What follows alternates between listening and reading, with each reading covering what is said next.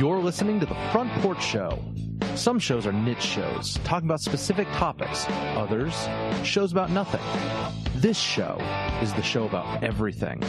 On The Front Porch Show, we'll talk about current events, some news, a little bit of politics, along with a whole lot of life. Welcome to our Front Porch. 1-402-799-1811 is our message line number. You can reach us there any time of day, 24/7, 365. Holidays and religious events don't matter. You can call, but we may not pick up. Can talk with us. No, we probably won't pick up, honestly. It's not like I sit there. But you can leave a message and we'll listen to it. Absolutely. And play it on the air, most likely, unless it's weird. And then we won't. We've had a few of those. Don't leave any weird messages. Yeah, no weird messages. Farting noises, not appreciated. I think farting noises would probably be fine. It depends. And that's only marginally worse than the typical show if it is. Anyways. I didn't catch that. I said it depends. That's not even funny. Tombstone, whether we like it or not, we are getting up there in age. Yes. And one of these days... I'm not sure where you're going with this. One of these days... I know that I'm not going to like it. One of these days, we may depend on Depends. Okay, I'm just talk saying. About something happy? Mama June? Because... I don't know if that fits the bill, but go ahead. Well, she got in trouble this week again. I don't know why. So we talked about her, a month and a half ago? Yeah, back in March. I mean... She's just having major issues. Yeah, cocaine. Something about this week. Stuff happened, and her lawyer dumped her, and her boyfriend and her are looking for new lawyers, and supposedly she was like... I hear Michael Avenatti's looking for clients. She was you're referring to the creepy porn lawyer. Apparently she was like living in a casino in Alabama, and just sounds like a terrible existence. "Quote unquote" living it up. I don't know. She's a wreck. She's an absolute wreck. So wait, so what happened this week? Yeah, like lawyer dumped her. They caught her living in a casino, and apparently casino hotel. Yeah, like casino hotel. Yep. Apparently, her and her boyfriend are still together. I don't know. It's an absolute train wreck. As if we thought that Here Comes Honey Boo Boo wasn't enough of a train wreck. This happens. I feel like there's some kind of lesson we should retrieve from this. I don't know what it is, except don't give people a bunch of money who aren't used to having a bunch of money. That honestly may be the takeaway. Not sure. Man, I do want to talk about Michael Avenatti later, though. Yeah, no, absolutely. Got to talk about him. We've got Ted Cruz. Ted Cruz wants a Space Force, apparently. Parents using bleach to cure autism. That's good.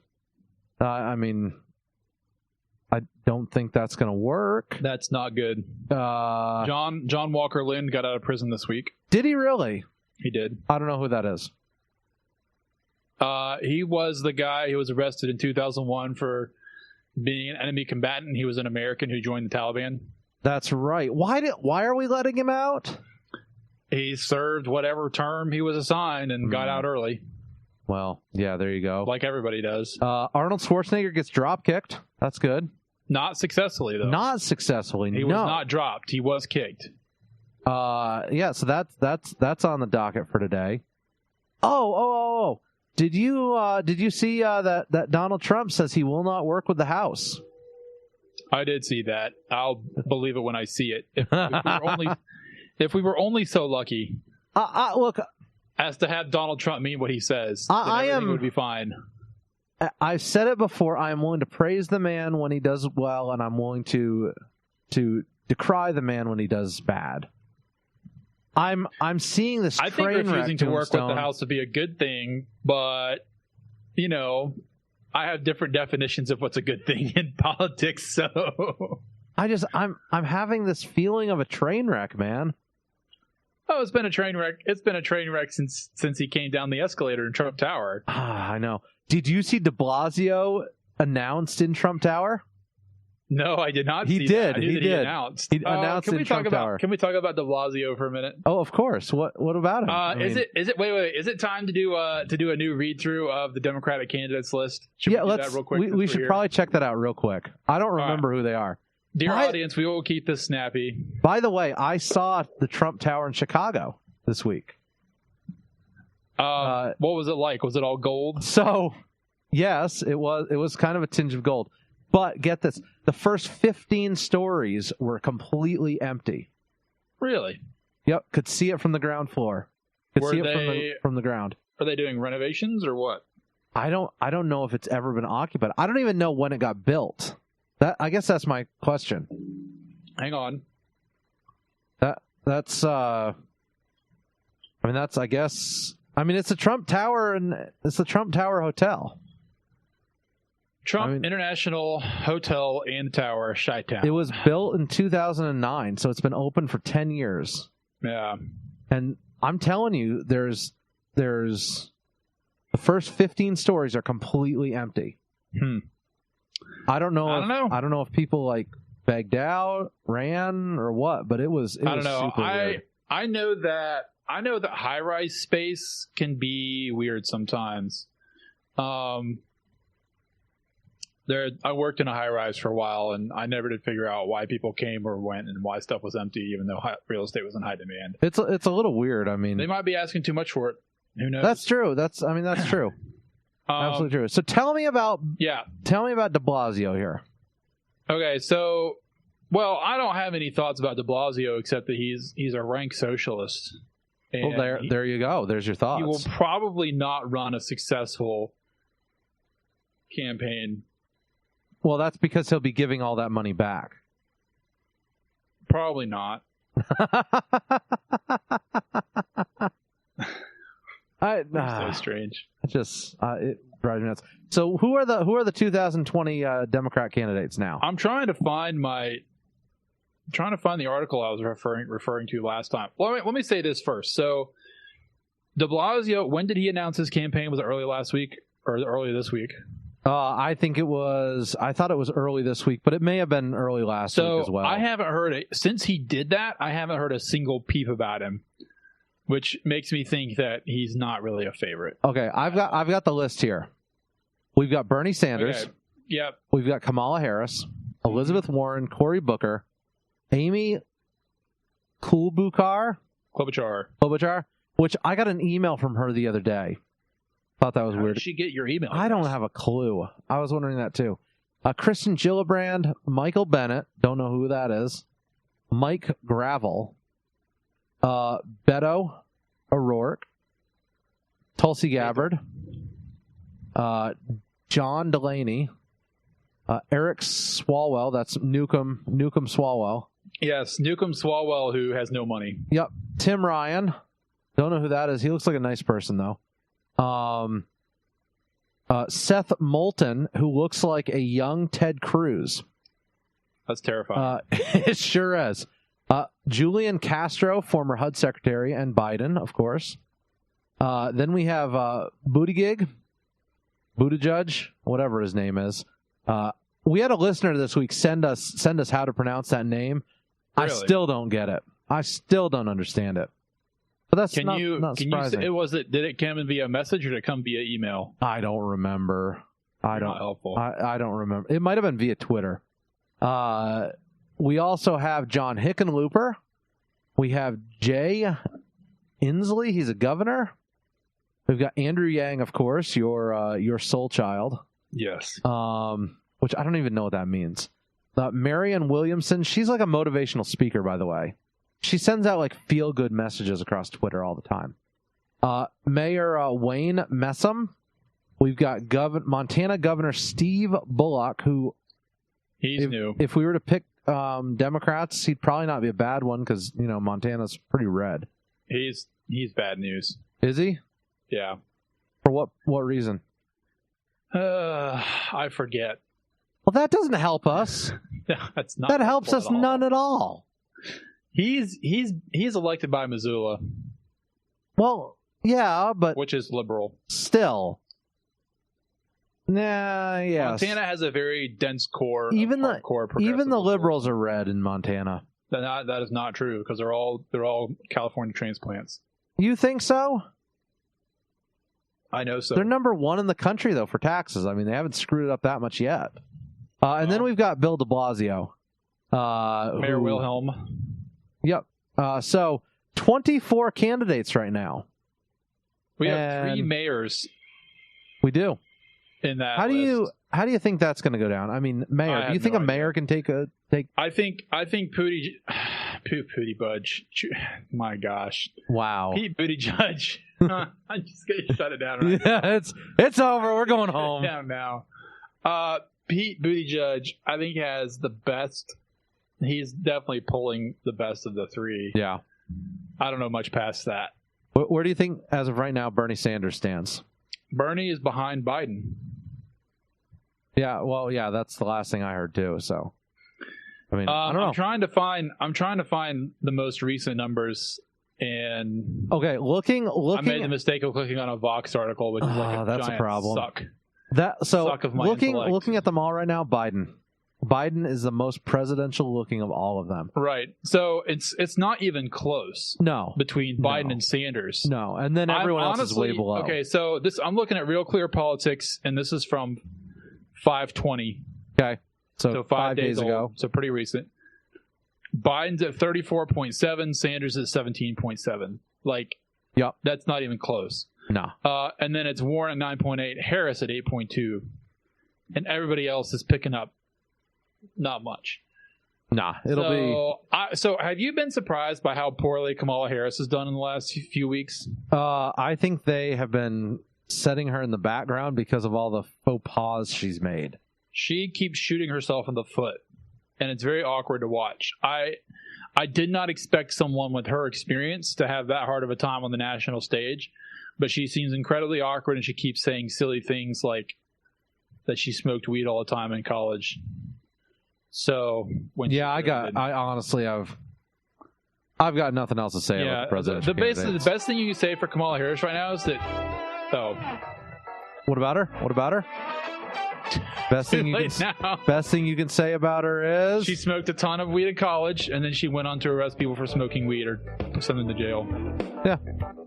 So typical double standard. Yes.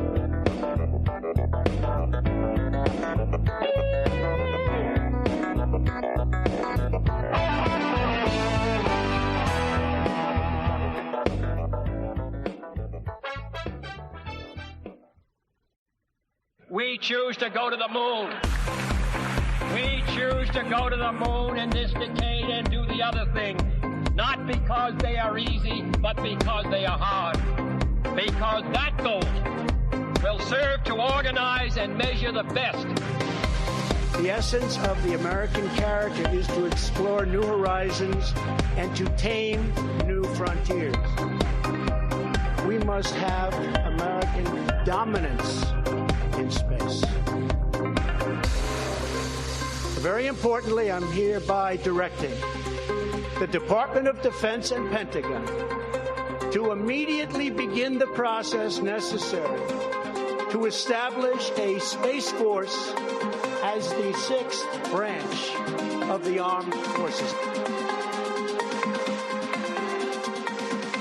And it builds, and it builds, and it builds. When does it start? There we go. Okay, finally. The bass has dropped. Finally.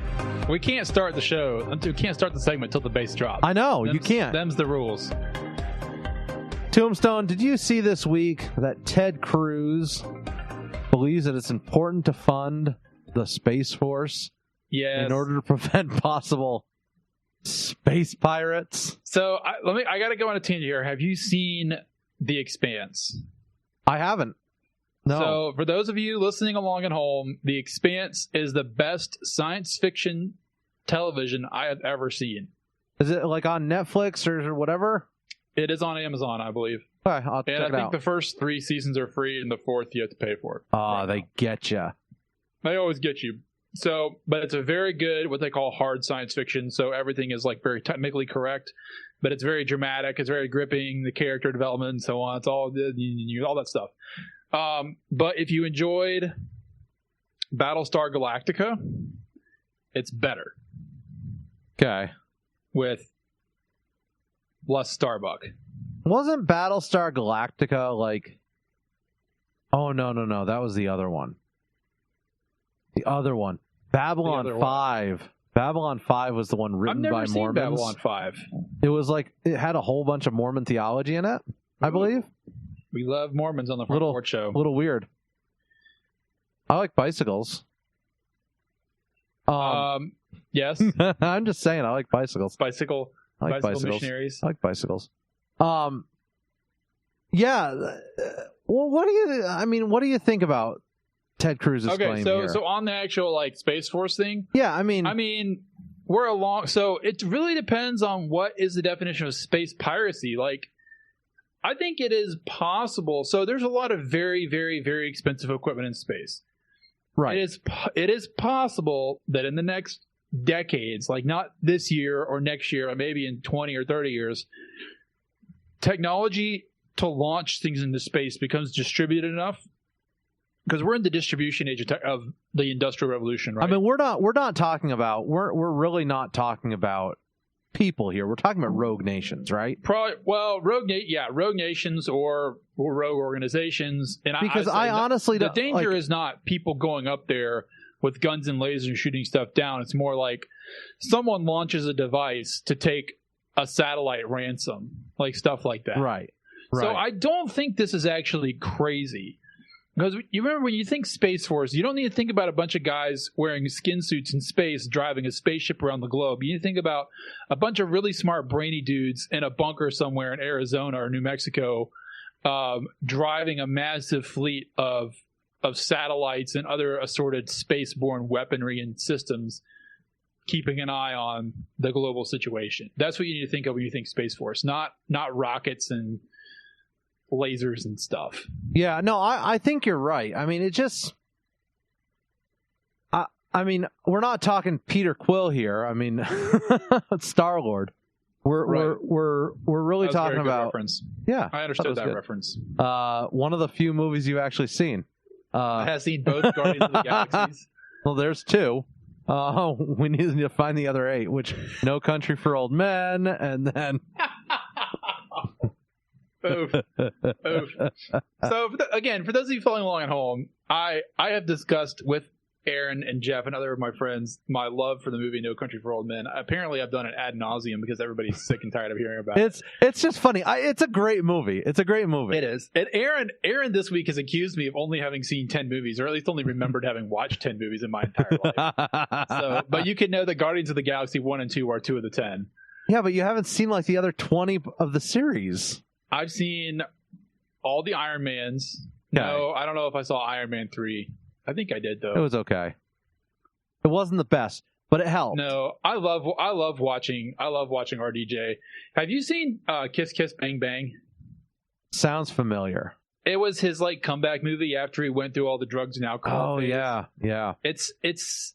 I think it was made in like 2005 or 2007, Gotcha. But it takes place in 1999. Okay. In Hollywood. It's kind of like what was the movie that Harrison Ford made? He's a realtor and a detective. He's a detective full time. Hollywood Homicide. Hollywood Homicide. It's Hollywood Homicide. Yeah. It's kind of like that. It's a great movie. It's an excellent movie. It's an excellent movie. You've just mentioned like 4 great movies. So I have faith in you. So I've got to a point in my life where I'm nostalgic and I like movies that give me those warm 90s feels. Yeah. Kiss Kiss Bang Bang is not that movie. Hollywood Homicide kind of is. Have you seen War Games with Matthew Broderick? Yeah. Yeah, I've seen it. Okay. I used to play it on AMC. Yeah. Oh yeah. Yeah. No, I watched it last night. So. Oh yeah. Great. Did it hold up? Yeah, I enjoyed it. Besides a little bit more language than I thought there was.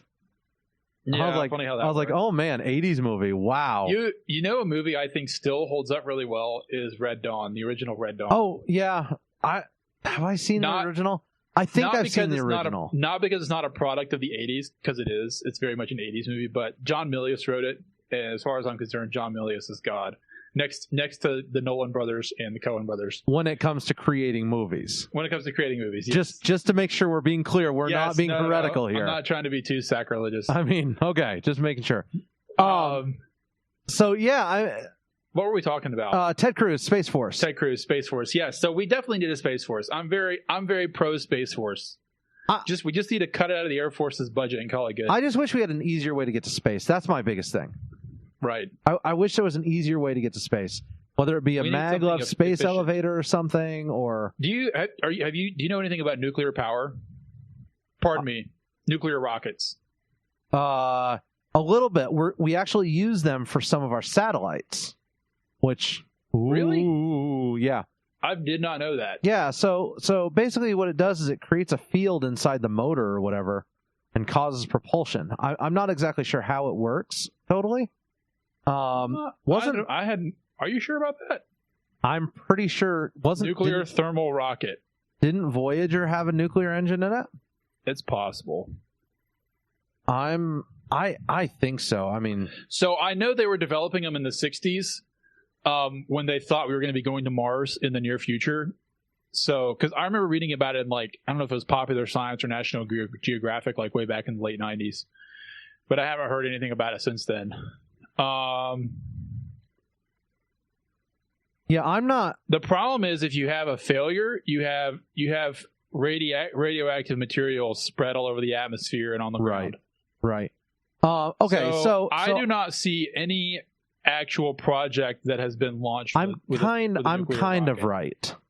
Tell me more. I'm kind of right. So we've got what's called a radioisotope thermoelectric generator. Okay. And Mars Curiosity is actually powered by one. Huh. Yeah, and then we've got nuclear thermal rocket engine. No, we've got nuclear thermal rocket engines, which obviously they've tried. Gotcha. It looks like the Russians may have. Yeah, Russia has sent 40 reactors to space, and its Topaz 2 reactor can produce 10 kilowatts, that's quite a bit. Yeah, that's powering 10,000 satellites watts and stuff like that, right? Let's see. No, it uses uranium and a direct thermoelectric conversion to electricity, rather than using heated fluid to drive a turbine. I'm not exactly sure how it works. Yeah, but they're not sending stuff into space with the nuclear technology. They're using it to power once it gets there. That's the difference. I think you're right. Yeah, because I would know if that was not the case. Yeah, I think because I just read Wiki, so I'm basically an expert. Yes, that's how you are. It works you are in the 21st century. Oh, that's fascinating how it works, though. So I think it's possible this might be perfected. The problem is it's not considered as safe as liquid fuel, because liquid fuel obviously it just dissipates in the atmosphere if something goes really wrong, But liquid fuel is not going to get us to Mars. Liquid fuel is not going to give us space infrastructure. So right now the problem is, I'm sure there are really smart people working on this, like Jeff Bezos' company. What's it called? Blue something. What is it called? Along with Elon Musk. Although I think Elon Musk is going to run out of money here shortly. You saw that with Tesla the other day, right? They need an influx of $1 billion. Yeah. I think sadly Tesla's on its way out. I actually don't wish Tesla any ill will. I think they attempted an extraordinarily difficult project. By the way, Bezos is Blue Origin. Blue Origin, yeah. But I think Tesla, right now, they have more inventory they can get rid of. So. Yeah, I think you may be right. I'm really bummed. I think Tesla was great. I think Tesla is great. I love how you're already talking about it in the past tense. That's terrible. I'm sorry, Elon. We've doomed your company. We've doomed it. So I started looking into getting a Tesla a couple weeks ago. Oh, really? Yeah, I mean... Your experience with VW wasn't difficult enough? No, look, so... I had the issue with the Dieselgate, and then I bought another VW. So... Right. I'm just being silly. No, it's fine. And so I'm just sick and tired of driving. And I was like, man, if I could get a car that drives itself, how much would that cost? And it's actually surprisingly cheap for a sedan. Only $39,000. Mm-hmm. Which if you wait a year, it'll probably be cheaper. it might be if they go out of business. The bigger issue but is you might not be able to find anybody to work on it is the problem. The bigger issue is you cannot work on them yourself. Right. Well, you can within reason, and there's actually some mechanics out there who do work on them, but they are not approved. And so Tesla will not offer support. What is likely to go wrong on a Tesla besides the electronics, besides the actual software? Software isn't really going to go wrong unless software won't go wrong unless the software company closes up. Right. But I'm saying aside from that, just leaving that aside completely. Maybe the battery. Maybe the battery would wear out. Yeah. After a certain number of cycles. Batteries are supposed to be really long-lived, though. The batteries are supposed to lose only like 17% of their charge over like 5 years. But see, that's my issue, though. They only offer like 200 miles. Yeah. And so out here, that doesn't work.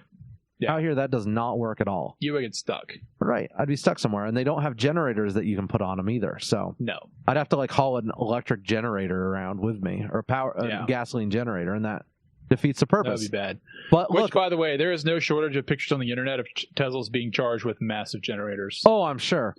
Look, my thing is this. If they can get me 500 to 600 miles per charge, I'm in. You may not see it this decade, but you'll probably see it next decade. If they can get me 600 per charge, I'm sold. And I'll go all in on it. But I can also guarantee I won't be driving 500 miles every 2 days either. So right. So all right. So we talked about Space Force. Okay. Representative Amash. So Justin Amash this week wrote a very long, I don't know if he wrote an article. I read his Twitter thread. I did not. I didn't read the Twitter thread. What did you read? Tell me what you read first. I read a CNN politics article. Jeff actually sent it to us. Jeff's busy this weekend, so he is not gracing us with his presence. But yeah, he sent me a CNN article, which obviously CNN is going to be it's going to be slightly biased against him. But he accused Attorney General William Barr of intentionally misleading the public, which I've heard a couple reports of what Barr said that he may be right. The question is whether or not the president told him to, or if Barr was just protecting the president. Does Barr, or pardon me, so tell me if I'm wrong. Amash's main complaint was he thinks that the president obstructed justice. Yes. Does he say how? I haven't seen a great example of how from anyone. See, that's what it keeps coming back to. So, and like we had the thing a few weeks ago where Mueller released a memo saying, or Mueller, pardon me, I keep wanting to say Mueller. Mueller said, that my report has been unfairly characterized, and then nothing ever came of it. Like then he said, well, I guess it's fine. See, what it looks like is he's saying that Barr didn't give what was in the report, that it's misrepresentations, that they're subtle but significant, taking the form of sleight of hand qualifications and logical fallacies. He hopes no one will notice. That's awfully squishy. So here's my question: is this Justin Amash navigating to run as a libertarian for president in 2020? I mean, maybe. He's a libertarian conservative. He has announced that he claims that. I haven't seen it from him, to be honest with you. I have not seen libertarian tendencies. Plus, when the seats get rewritten in 2020, he's out. They're writing him out. They're writing him out of a seat. When they redistrict, they're redistricting him out of a seat. So my question is this: is he angling for? Is he angling for? I don't know. Maybe running as a libertarian. I've got to be honest with you. I don't really get his angle. I am sure that he's deeply dissatisfied with how the Republican Party is being run, and I can't blame him. I feel like he's giving aid and comfort to the enemy here, to be honest, because he really did not say anything that has not already been said by a bunch of Democrats. Yeah, So, but see, I won't go as far as saying the enemy. I mean, compare and contrast with Rand Paul. Yeah, no, I understand. I mean, Rand Paul has been supportive when he can be. Very similar to us on the show.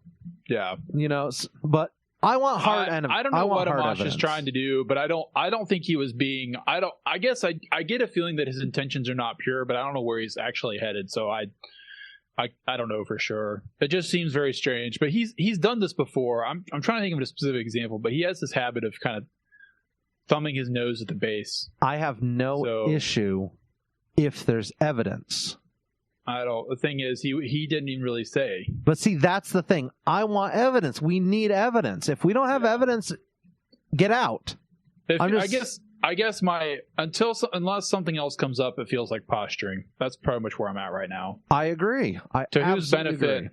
I don't know if it's to his benefit or if it really is an ideological thing for him. I don't know. I try not to judge too harshly in these matters, but I mean, look, I'm not a fan of the president. But give me proof. Right. Just give me proof. Tombstone, Wisconsin. Wisconsin representative, Sean Duffy, and his wife. Now, see, I didn't realize who his wife was. His wife is Rachel Campos Duffy. I have no idea who that is. She's a Fox News contributor. I've actually seen her on Fox News a couple times. Wait. I've got a face. I'm gonna see if I know who it is. She's just a talking. No, regular, I don't know who she is. Okay, she's a regular talking head on Fox, which I hardly ever watch. I've just seen her when I'm staying overnight in a hotel. Fox is overrated. When I'm staying overnight in a hotel, I flick it on in the morning. I mean, that's what I do. You should stop doing that. You should watch Geography Channel. I should watch PBS or something. PBS. Yes. It's like NPR, but for television. Okay, so they announced that they would be taking Alexandria Ocasio-Cortez's carbon footprint for themselves. Why? Because they're having their 9th child. Good for them. Quote from Rachel Campos Duffy.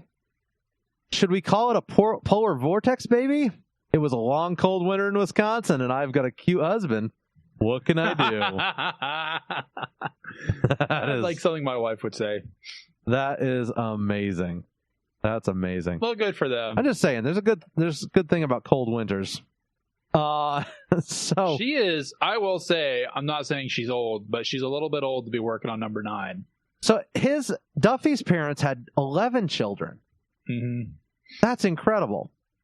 That's a lot of kids, man. She's 47. Yes. Wow. Whoa. Yeah. Whoa, really? So good for her, I guess. Wow, I'm impressed. More power to them. Hey. I'm going to be done having children when I'm 47, one way or another, by hook or by crook. Just saying. I got nothing to say on that one. Wow. Final words by Tombstone.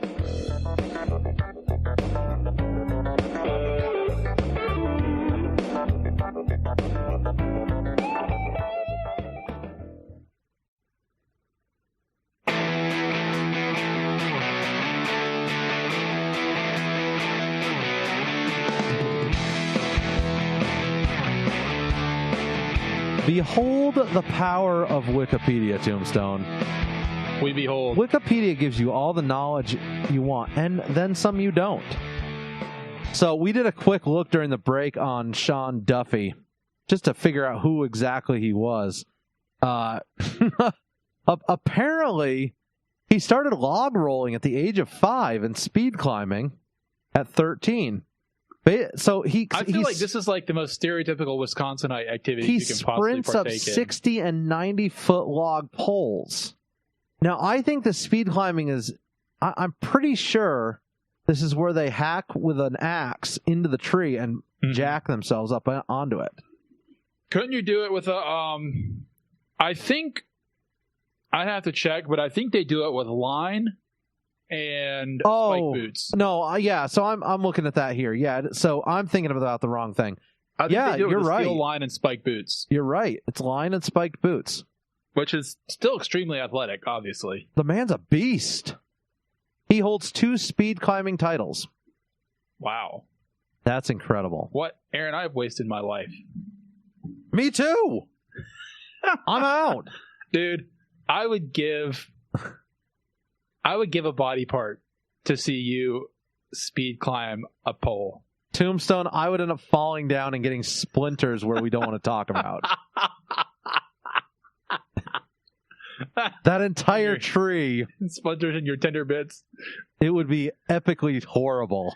I would still want to see it. I bet you would. I don't care about your splinters. I just want to see it. Honestly, I'd love to see the video. Oh, I'm man. sure there's videos on YouTube of people falling speed climbing. I mean, we're talking a 90-foot pole, Tombstone. My house, the peak of my house is, I think, 30 foot. 3 times higher than the side of my house. That's incredible. That's wild. I just now saw your comment about going to the moon. Yeah.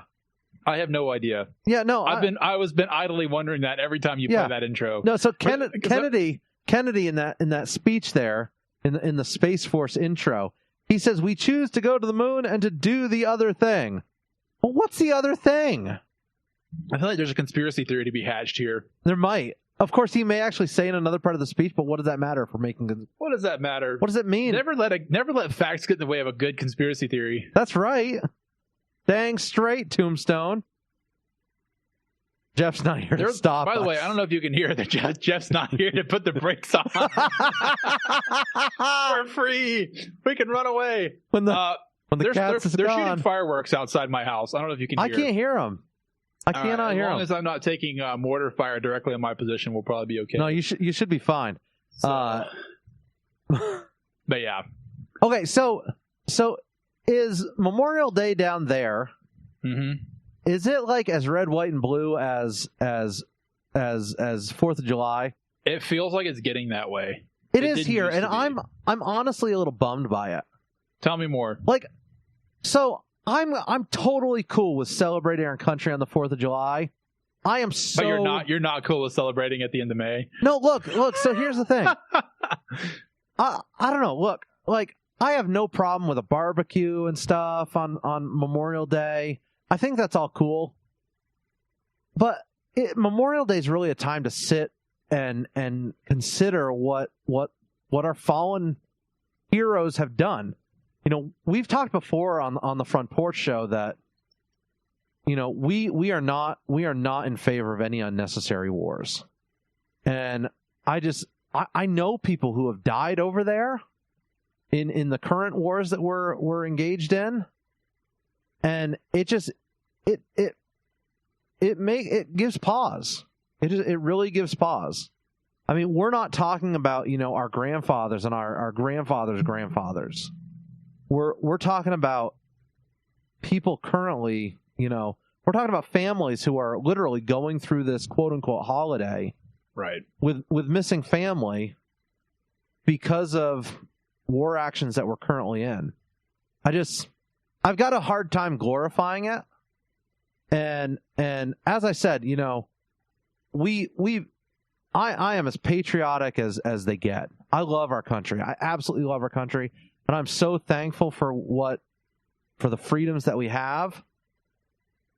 But what concerns me is when we are actually fighting for the freedoms of other people. If that makes sense. Yeah, I understand. I don't know. Every veteran I know who says people should try and have a good time on Memorial Day and not sweat it. And I do. I've got some friends coming over. We're gonna break out the smoker and we're gonna have a great time. But there is such a thing as, oh man, I can't even say it. What have I done with myself? I was about to say there's such a thing as too many fireworks, but that's really not true. Is it really that loud? Because they're already starting. They're already starting. I've been hearing fireworks for the last 10 minutes. So due to my exceptional engineering skills, I can't hear any of that. Well, that's as it should be. They're not super close.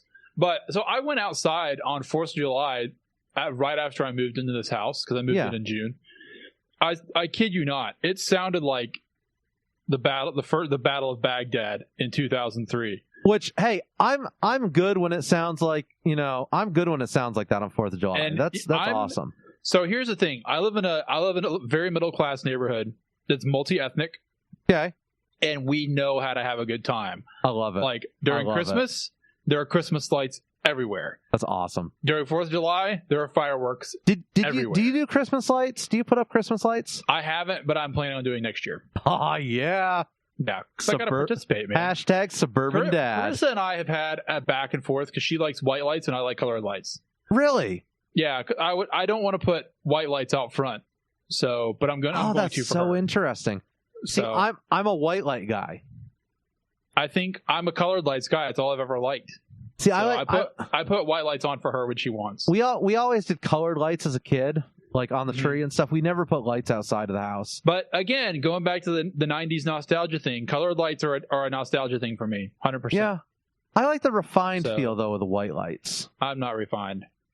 I call myself a refined redneck. So I got the redneck part right. I got the redneck part absolutely right.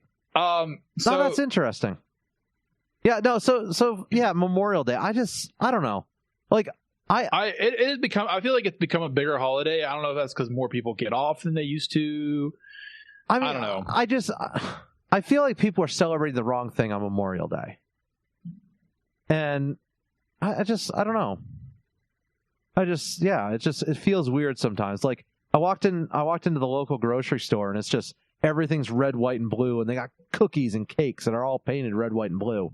It's like that's for 4th of July. I'm tracking. I'm and 100% it makes me feel a little weird.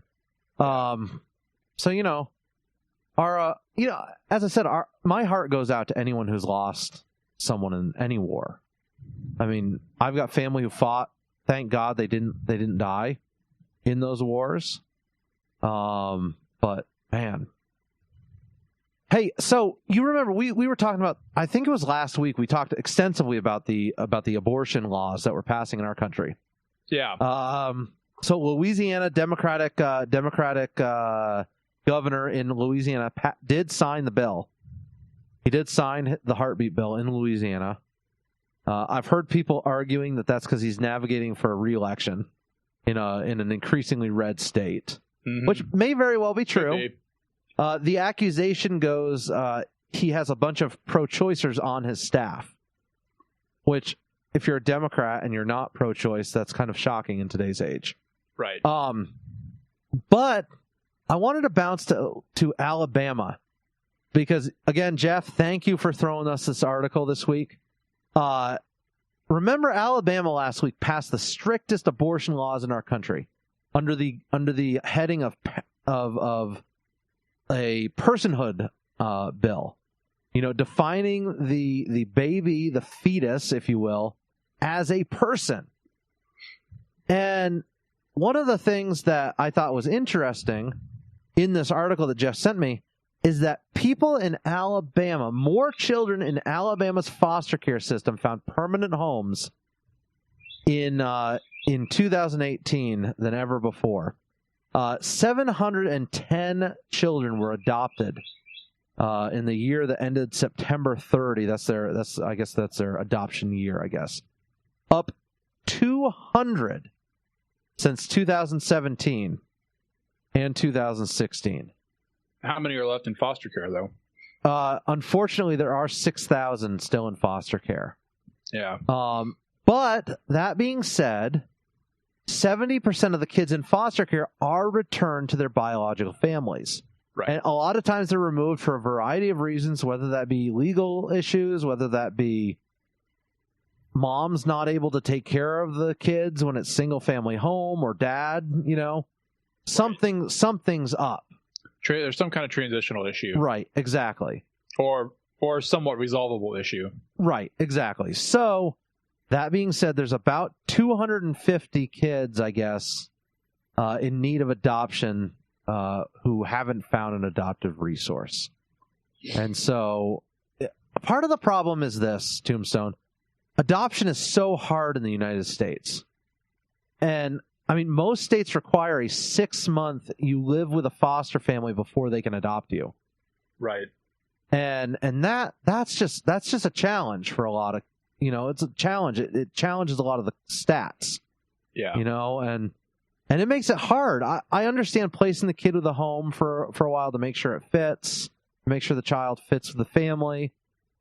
But when it comes to home studies and everything, a lot of these families are paying thousands upon thousands of dollars out of pocket to adopt these kids. And maybe we need to stop charging people to adopt. I understand that we do the charge thing in order to keep bad people from getting these kids. But when you do the home studies and when you do everything else, right. The social worker should have a good idea of how the situation is. Right. And so, anyways, hats off to Alabama, who are, they're living out what they claim to believe. Yep. Everyone says, what are pro-lifers doing for kids who aren't wanted? Well, here you go. There you go.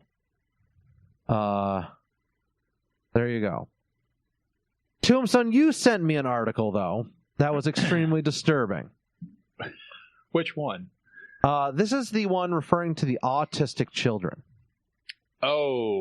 Oh, yes. Oh, yeah, because since we're talking about CPS. Kind of opposite side of the spectrum, and this is where Child Protective Services really needs to get involved. Apparently, they are trying to By the way, I want to hear you make the libertarian case for CPS. Ooh. Libertarian case for CPS. Did I just give you an uncomfortable feeling in the pit of your stomach? No, so look. Here's my thing with CPS. I think a lot of states CPS is way too big and way too intrusive. They're really not good. I think we have what are called in our society. We have mandatory reporters, and those are school teachers, those are church members or church staff. Excuse me, church staff. Like any child care workers, anything like that. They are mandatory reporters, okay? If you see something wrong, like majorly wrong, like the child is being abused, I'm not talking, I think what we're getting off in the weeds, and I actually know somebody who we could interview about this. We need to do that because it is a very frustrating topic to me. Because I see CPS getting called on parents who are sending their kids outside to play. That's a huge issue. Right. Kids who are walking home from school, CPS visits them. And the problem is if CPS gets a call, they have to respond. They have to perform an on-site interview. I've got a big issue with that. Major issue with that. And so I think they've overstepped their bounds. But on some levels, the government's job is to protect people, Tombstone. Right. And I'm okay with it. The government's job is to keep people from harming other people, I should say. Part of the social contract, the one that we didn't sign. Right, the one that we were born into. The one we were born into. But broadly speaking, this is part of Lockean government, right? Yeah. Is as citizens, in order to preserve the rule of law and keep a lid on chaos and disorder, we abrogate our ability to enforce morality ourselves, and we give it to the government as long as the government carries it out faithfully. Right? Yeah. This is why we don't. Maybe. No. Hear me out. This is why we don't have vigilantism. That's all I'm talking about. Right. Okay. So you're talking. When you throw out words like morality, it gets me a little nervous, okay? So I want to say rule of law, but it's actually more than a rule of law. It is. But rule of law is the majority of it. Yes. So, I mean, obviously, abusing your kids is against the law, but the reason it's against the law is because it's immoral. It's wrong, and yes, right? Yes, I agree with that. So we're not talking about religious law here. It's not a malum prohibitum; it's malum in se. Right? It's bad because of itself. In this example, though, we're not talking about religious law.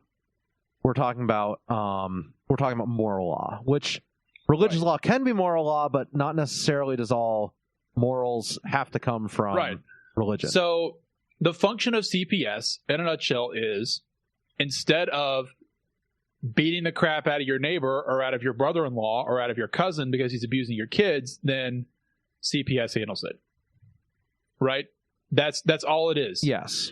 So, but we can have a for good or discussion bad, about whether or for not good or they're bad. accomplishing what they're supposed to do. Right. Exactly. And I freely admit, aside from hearing some really bad occasional stories every once in a while, I have no idea. I really just don't know. So I unfortunately hear a lot of bad stories about it, but I know that there's a lot of good people in CPS who are doing a lot of good things and helping a lot of kids that need it. Right. And there is a not insignificant amount of people out there who are doing very bad things to their kids. Yeah. Oh yeah. There are. So back to the point at hand. So I read a very interesting article this week from NBC, and it's a long form article. It's like 2,000 to 3,000 words about how how would you characterize these groups? It's people who are trying to cure their kids of autism. Alternative medicine. I don't even like to use the word medicine. Hey, question for you. Yeah. Do you think these are anti-vaxxers? Almost. Yeah. This is 100% overlap with anti-vaxxers. Yep. I know. I'm just saying. So yeah. So autism is a very, very, very interesting phenomenon, medical illness, whatever you want to call it. And it's still very mysterious. And we don't know what causes it. There's been some very recent studies that suggest that it is diet related. That it's actually the mother's diet while the baby is forming in the womb. Right. Actively turned on or off certain genetic markers and cause these kids to have issues. Of course, we don't like that. We do not like that explanation because that means it's the mother's fault, which I would argue it's not really. It's not really. Well, although we're not going to know if it's a matter of fault, but I would not go to the matter of fault. Fault is a very strong word for something like this. Absolutely. But the issue with autism is there are a lot of people who believe that it is being caused very directly by a simple combination of factors and can therefore be removed by a simple combination of factors. One of those being dosing or microdosing kids with chlorine dioxide, which is bleach. Which is a very strong industrial cleaning solution that we call bleach. So this is not the first time that I have heard bleach being used to rid your body of something. Really? Right. Tell me more. So in Africa, they actually use it to get rid of demons in people. Oh, okay. Yeah, so they make them chug bleach. I'm trying to figure out what the pH is. I'm not sure. I don't think it's acidic, is it? Is bleach I think it's acidic? very basic. I think bleach is extremely basic. I thought so. So it is. I mean, these people are giving it to their children orally through enemas and in baths.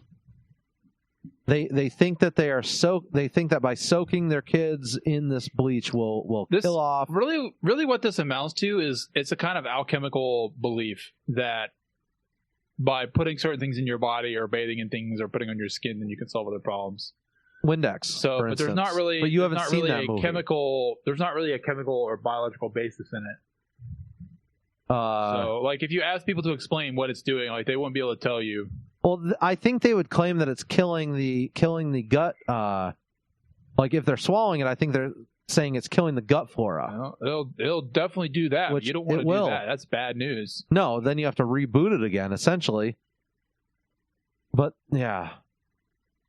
So it's less corrosive. Chlorine dioxide is less corrosive than chlorine. One Kansas mother who claims to treat her adult son with chlorine says my son is constantly making gasping sounds. Yeah, Canadian mom of 2-year-old speaks to his unwillingness to drink it. He screams, spits, and flips over. I wonder why. Okay, so it is actually, I got it wrong. It is acidic. Oh, it is? Okay. And it runs a pH of 3.5 to 6. Okay, interesting. So it differs depending on the strength. Tombstone, but this 3.5 is pretty terrible. corrosive, pretty acidic. It is. It is.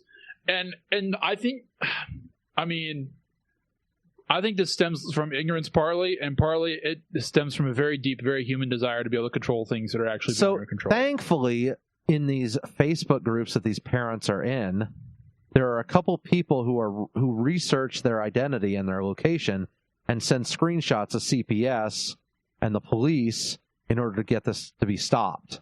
Right. Which is sneaky. Yes, but do the ends justify the means? I would say yes. It's almost akin to the police sitting there in a pedophile chat room to catch pedophiles. Hopefully not quite as dangerous. Not as dangerous. It's terrible either way, I guess is what I'm saying. Yeah, I don't think you can equivocate the two. But obviously something has to happen in both those cases. I have no issue with this. I absolutely have no issue with this. Oh, man. It's terrible. It's absolutely terrible. So apparently Amazon has had books on this. Facebook has had lots of private groups on this. And they're desperate to find a cure for what seems to be the incurable disease. Yeah. And that I understand that the parents feel desperate, but dosing yourself with bleach seems like a really, really, really, really bad idea. Yes, regardless. Oh, man. It's so sad. So sad. All right, what do we have coming up next? We talk farming, Tombstone. Farming's next. When we come back, we'll actually talk about how farming wages have increased. Why is that? I don't know. Tombstone will let us know.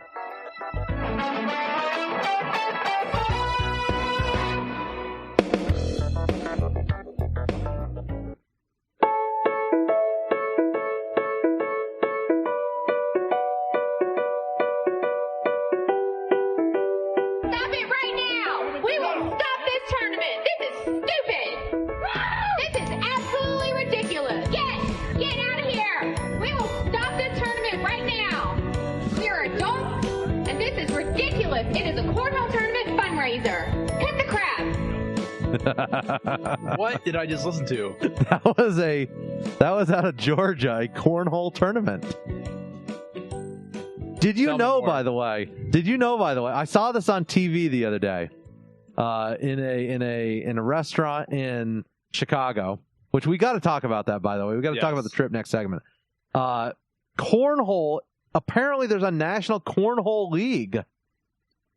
You know, the toss the beanbags through the hole. Well, apparently there's a national quick climb log league, so why not? They tour the country playing cornhole. And it's not the craziest thing I've ever heard. Anyways, this was out of Georgia. This was a local tournament. People were getting a little ticked at each other. So, Tombstone, tell me about this California farm situation. What is going on? I have in my hot little hands a report from the California Farm Bureau Federation, which I'm guessing that's a lobbying group. Well, right. So we've actually had the National Farm Bureau on the show. Chief economist with them has been on the show before. But this is from the California Farm Bureau, it looks like? Yeah. So California surveyed, or the Farm Bureau of California surveyed a little over 1,000 farmers in 2019, early 2019. So it's very fresh data. Farm fresh, you might say. Ooh, nice. Yes. The way I like my eggs. So of these 1,071 farmers, 86% of farmers said they had raised wages in efforts to hire enough people. Interesting. Okay, and this is in a response to, I'm guessing, immigration enforcement. I forget. So I found the survey via Breitbart, and Breitbart, you know, there's a couple caveats there. So question for you. For you. So farm jobs are typically, they claim a lot of times that farm jobs are filled by illegal immigrants, right? Well, I mean, they are. So right. They are. Some of them are. But in our country, we're required to check for green cards when we hire. Supposedly. Like every time I have an employee come in, I've got to make sure that they've got a passport. Right. and I've got to make sure that they are quote unquote legal. So I guess my question is, we've got people coming over the border at record numbers, right? Or what seems to be record numbers. So these people aren't taking the jobs? So it seems that even the Breitbart article is fairly opaque, and that may be just because it is entirely possible that this survey is run yearly, and so there may not be a reason they ran the survey. They may not have run it on a hypothesis, I guess is what I'm saying. Okay. But it references employee availability, which might be code for people who are getting arrested crossing the border. It may be code for people who are afraid to show up to work because places are getting raided. I'm not exactly sure what that is code for, if anything. Let me run these other numbers past you real quick, though, because there are some other interesting numbers buried in here. Okay. So 86% of farmers raised wages, doesn't say by how much. 61% reported they were using a contractor for recruiting. Could that 86% increase just be a response to the economy? It's possible. Economy? It is entirely possible. It's not related to farm labor in particular, but labor in general. That is entirely possible. I mean, granted, they said to attract workers. Right. But at the same time, if the economy is going up, that means other expenses are going up, which means right. And it could even be as simple as competition if more or other farms in the area are hiring more as well. Yeah, right. So, I don't really know what is driving it. It's just interesting to me. Right. Aside from our guesses. So here's another interesting number. 56% reported they have used a labor-saving technology. And those who began using mechanization, 56% did so due to employee shortages. Huh. Interesting. 37% said they adjusted cultivation practices. 31% said they're switching acreage. I don't know if this means anything to you, but it doesn't mean anything to me. 6% said they had enrolled in the H-2A agricultural visa program. That's hiring of foreign workers. But isn't that more for skilled labor? No. So we did that when I was working on the apple orchard to hire the Jamaicans. The thing with the H-2A foreign worker visa, I believe, is that you have to actually advertise that job to a domestic force first, and then you hire. So I know there are South Africans that come to the United States yearly to do wheat harvests. I was assuming they're coming on that program. Yeah. That's another complicated issue, because sometimes those, depending on the situation, like a lot of times with the wheat harvest, they hire them first off as a student visa. And they're able to come over as an apprentice. And they still get hired and everything, right? Right. No problem. But they cannot do an apprenticeship the second year. Mm-hmm. And so they have to go on the H-2A. And the H-2A is a little harder to get. Right. Especially for non-third world countries. Right. And so basically, from what I understand and what it seems, is that our H-2A program is tipped towards unskilled... farming jobs, I guess.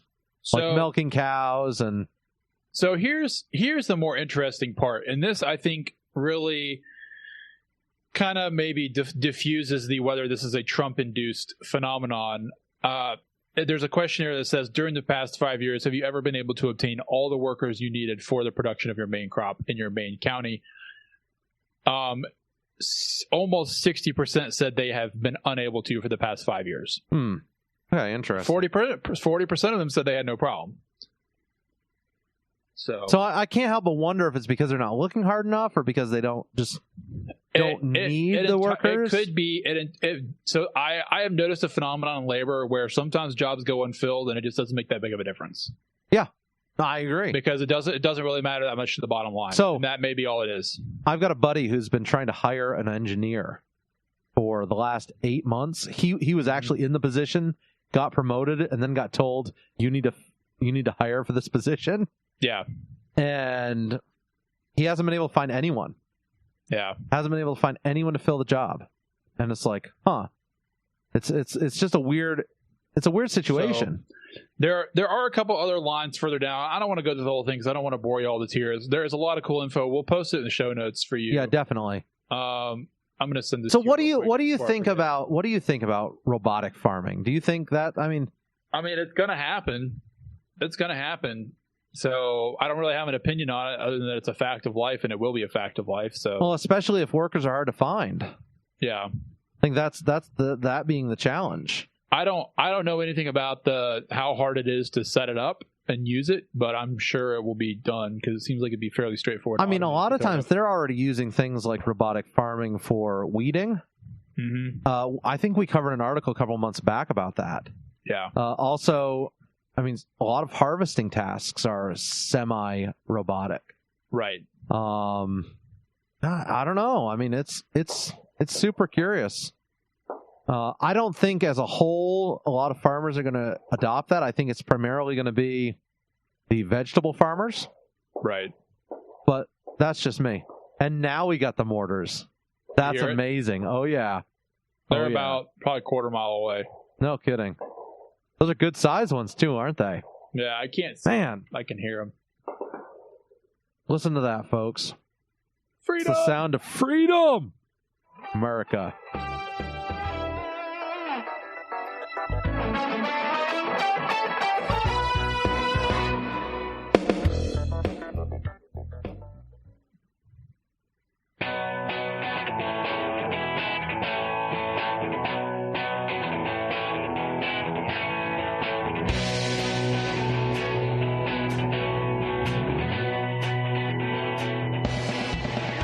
For example, the first thing that we make now, instead of a cuckoo clock, see, this is a poo-poo clock. And what we did see is we took them turds and we crammed them in between the number there, so that's 132, 33, 30. The turds are all local. We just go out and track the moose, and wherever the moose are, they're going to take a crap. And I have found that when a moose takes a dump, you walk about 50 yards in any direction and they take another dump. And when a moose takes a dump, they'll crap out between 200 and 400 turds every time they take a crap. So it's like I get $5 a turd for these things. So I get jumping right up and down. I get excited when I see a turd. Is this a good time to talk about Michael Avenatti? It could be. What did you learn about him this week? That he's going to jail. Probably. Is he really? Probably. Why is he going to jail? So, he was arrested by the FBI for trying to jank off a bunch of money from Nike. Right. Extortion. So he was actually, here's what I didn't know about this. I read it. There was an excellent article in Vanity Fair this week that we will, of course, post in the show notes. We'll give you the highlights here. But he was actually on his way to have a meeting with Nike executives, and the FBI arrested him in the elevator on the way up. That's amazing. That's stone cold right there. The timing is impeccable. That's stone cold. Which Nike called the FBI and was like, this guy's trying to extort us. Right. And of course he says, oh, it's one huge big understanding, but they've got him on tape, so who knows. So what is the latest on Avenatti? He was charged again this week for stealing money from clients in California, including Stormy Daniels. Is it same? Oh, so okay. So other different clients. From what is publicly available, with all the allegedlys and caveats and wherefores and hereases and wheretos, so he has supposedly been basically shuffling money from settlements to his clients straight into his personal accounts. That's basically what it amounts to. Nice. Okay. So, which you're not supposed to do. This Vanity Fair article is basically an extremely unflattering profile about Avenatti, and he damns himself. Like, he makes himself look like a jerk. So the author did not even have to try. Yeah, I mean, it's kind of obvious. Did they actually reach out to Avenatti for this article, or? Oh, she sat with him for like a couple hours and did a series of interviews. And he tried to defend himself? Oh yeah, he did a terrible job. Why would you sit down with Vanity Fair? He's a narcissist. That's why. Go. I mean, I don't know. I'm not trying to oversimplify. Like, I really think that's what the case is. No, I think you're right. I find a couple of key quotes here. So there's a hilarious section there about when the FBI arrested him. He thanks the FBI for not treating him like Roger Stone, which I thought was hilarious. That's funny. Yeah. Now Roger Stone was the guy who they swatted at 6 a.m. in the morning. Well, after letting CNN know that they weren't going in to swat him. Right. Yeah. He's been through several wives. He has really expensive taste in cars. He cried on 4 separate occasions during the interview. Yeah, I thought that was hilarious. He was crying as he said, "You never want to call your mother and tell her that you're in custody." I think Mrs. Avenatti should have done a better job raising her baby boy. Wow, his comment was, "Live by the sword, die by the sword." Yeah, I thought that was funny too. Like, I don't think, which basically he's admitting to it there. I don't think he's confused about what kind of person he is. I think he's confused about his ability to get away with it. I think that's what the case is. Oh, that's good. That's a good point. So that's a great point, Tombstone. So I don't know. We'll all find out. I love how he says that he flew too close to the sun. Like he's some kind of idealist that was too ambitious. Like, you're a con man, Avenatti, allegedly. I love all the sit downs he's had with people, like The View. Oh yeah, his press conference in front of the White House. I don't want to say the word, but he's a slatternly person who loves the media. We'll put it that way. Man, so I mean, what do you do? I'm on fire tonight, aren't I? For a man who said he wasn't awake. I know you said you were dragging, and yet you're just. So what's going to happen to Avenatti, Tombstone? I think there'll be a drawn out trial, and he will probably plead at the last minute and do like 3 years in jail. You think that's it? I mean, he's embezzling funds, which means he's not reporting taxes or anything. Yeah, 10 years maybe. 10 years. I think he's got a host of issues. So speaking of people that have done strange things and are associated with drugs, Pablo Escobear. You sent a note. This says nothing but Pablo Escobear. Oh, you want me to talk about? Explain this to me? Okay, so I just now saw it. That's hilarious that you even mentioned that. And then we can talk about our other California connection, which is Arnold Schwarzenegger. So apparently, Pablo Escobear. I can't even believe I'm saying that. He's a legendary bear. You're the one who typed it. I know. He's a legendary bear from Kentucky who died after 175-pound bear. 175-pound black bear died after consuming 40 kilos of pure cocaine. So we actually had a black bear wander through our neighborhood this week. Did you? Yeah. No kidding. I didn't see it, but some of our neighbors did. So the bear is on display in Lexington, Kentucky. Someone threw a block of cocaine out of an airplane. Dropped 40 plastic containers full of cocaine in the Chattahoochee National Forest. This is a narcotics officer turned drug kingpin named Andrew Thornton. He abandoned the airplane mid-flight across the U.S. Thornton, unfortunately, got tangled in his parachute and fell to his death. But, as he was bailing out of the plane, he threw the plastic containers of cocaine out into the forest. They still caught him, so... well, he's dead, so, Oh. So he caught himself, I guess. Right. The drugs were worth $15 million, and they were tracking through the forest to find the drugs because they wanted to find them before other people did. They found 40 open containers and one very dead black bear. He had the worst overdose of drugs in history. They're honestly not sure how he consumed that much. Well, he was on cocaine, so... yeah. So there was they did an autopsy on the bear. He had cerebral hemorrhaging, which is bleeding on the brain, respiratory failure, hyperthermia, which is major overheating of the body, renal failure, his kidneys shut down, heart failure, and a stroke. You name it, the bear had it. The bear was taxidermied and was actually owned for a while by Waylon Jennings. Which I don't know why you'd own the. Just gets better and better. I don't know why you'd own the cocaine bear. Who knows? It was set up in the Kentucky Fun Mall in North Lexington in 2016, where visitors are flocking to see it. They'll dress it up in gold chains and put hats on them and stuff, in typical Colombian drug lord fashion. Hilarious. So yeah, Pablo Escobear. Okay, so flipping it to California real quick. Yeah. Arnold Schwarzenegger, who is still hilarious to watch. I shouldn't say hilarious, fun to watch. Was in South Africa this week, or maybe it was last week, for some kind of thing related to some kind of athletic scholarship. Some kind of thing associated with some kind of thing. Just stop. So he was doing a live, was it a Snapchat? Yeah, so I actually have video of it. Oh, okay. Is there any audio? I don't think there's any audio. And even if you did have audio, it wouldn't be terribly helpful. So, he's doing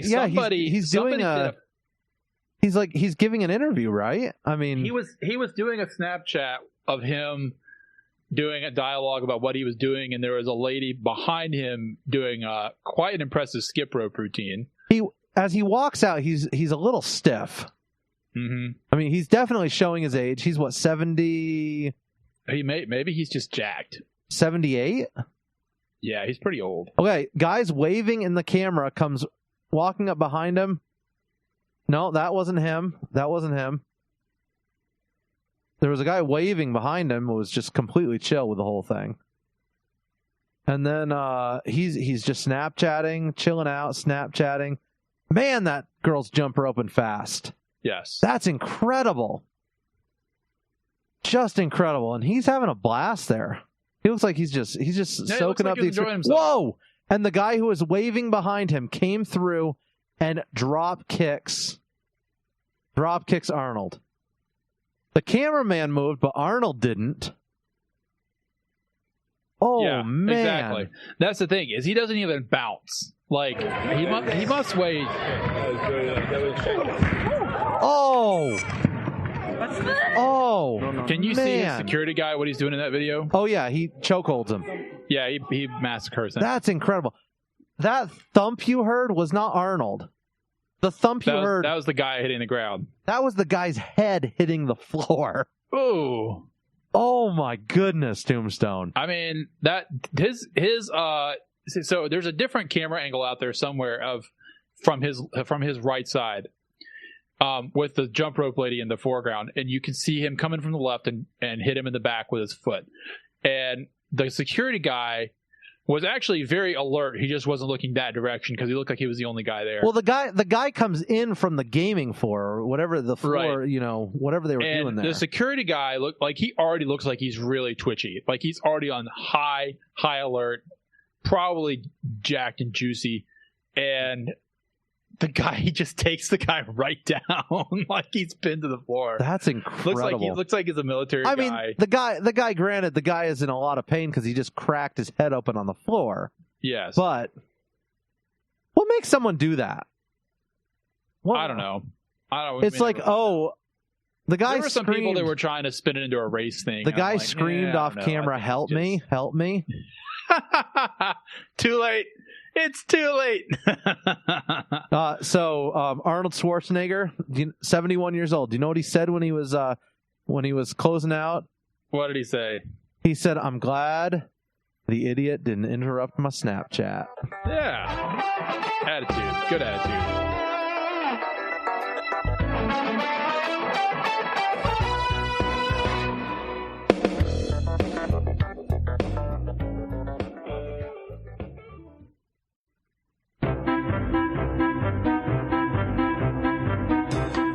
My favorite word is the word. We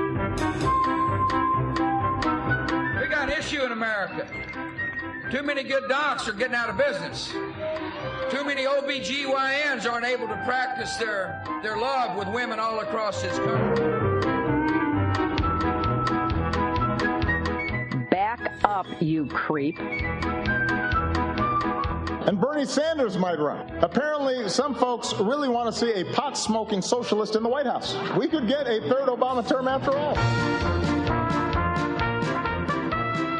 Well, we didn't. We didn't get it. Not at all. Not at all. I mean, we got something different. We got a reality TV star. Right? I mean, close enough. Yeah. I don't know how much better that is. Close enough. it be what it be. Tombstone, tell me about your bike ride today. And by bike, I don't mean bicycle. You sent some amazing pictures.